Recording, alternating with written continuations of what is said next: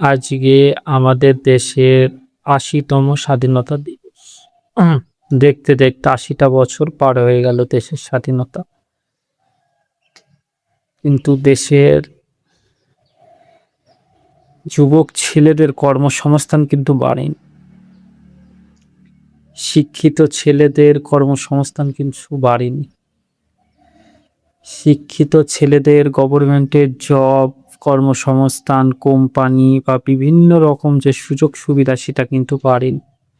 দেশের ৮০টা বছর স্বাধীনতা পার হয়ে গেছে, কিন্তু দেশের যুবক ছেলেদের বা দেশের মানুষের পরিস্থিতি যে আগের থেকে যে খুব ভালো জায়গায় এসেছে এমনটা কিন্তু হয়নি।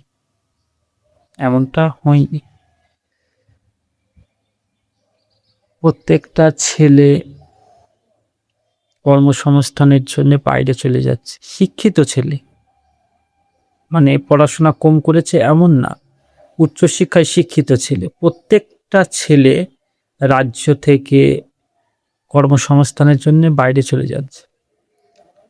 ম্যাক্সিমাম ছেলে দেশ থেকে অন্য দেশে চলে যাচ্ছে কর্মসংস্থানের জন্য। তো দেশের বেকারত্ব কিন্তু কমেনি। দেশের সৌন্দর্য যাদের নিয়ে তাদের কিন্তু ভবিষ্যৎ সুন্দর করতে কোনো সরকার কিন্তু পেরে ওঠেনি।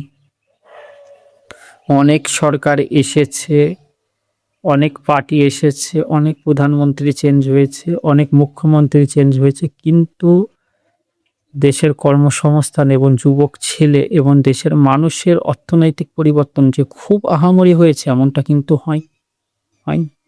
আমাদের দেশ আর চায়নার অবস্থা কিন্তু একই ছিল, একই সঙ্গে একই পরিস্থিতিতে কিন্তু দুটো দেশ দাঁড়িয়েছিল। আজকে তারা আমাদের থেকে ১০০ গুণ এগিয়ে গেছে।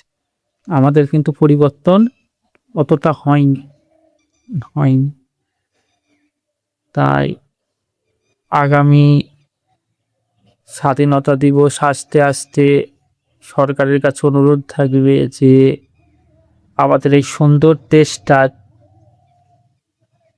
সুন্দর করে যেন, যাদেরকে নিয়ে এই দেশের সৌন্দর্য, তাদের যেন সুন্দর মতো বাঁচার ব্যবস্থা যেন করা হয়।